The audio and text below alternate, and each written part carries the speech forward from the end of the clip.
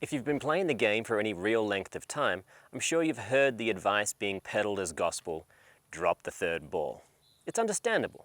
However, I wish people would change that expression to something more appropriate, like win the point the best way you can. Perhaps then, people would feel that driving the third ball wasn't treachery against the game's long and storied tradition. Today we're going to talk about when and why you should drive the third ball.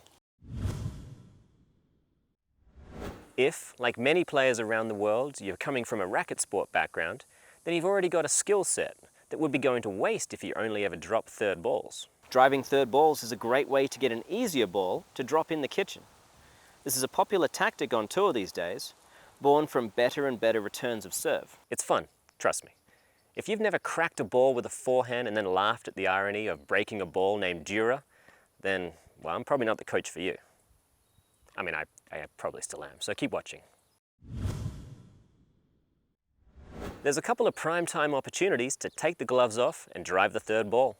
Firstly, when the returner hasn't come all the way up to the kitchen line. Perhaps it was due to your deep, penetrating serve or just your opponent's lack of mobility. Either way, it'd be foolish to let them off the hook when a well-placed drive could catch them in transition. If you catch them early enough, you may be able to turn the tides immediately and reach the kitchen before they do. Wouldn't that be nice, huh? Worst case scenario here is they manage to play a tough volley and you have to consider dropping the fifth ball. Best case scenario is you force a volley error or your team performs a legendary shake and bake. That's a topic for another video, to be sure. Secondly, when your opponent's return is high and short. The height of their return may indeed give them enough time to get up to the kitchen, but the bounce height of the ball will give you ample opportunity to contact the ball above the net height, and therefore the ability to hit down on the ball. It's still worth going at the returner on this ball unless you can see some wide open space between the two players. Another time that driving the third ball is an effective strategy is when the return of serve is so good that it makes dropping the third ball much more difficult. This has happened to everybody. Whether by luck or judgment, your opponent manages to hit a deep, powerful return to an awkward piece of real estate. This is time to just live to fight another day.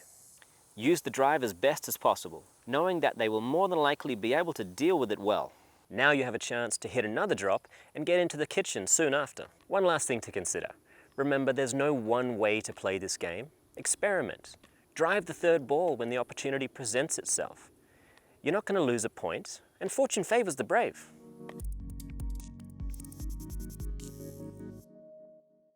Remember,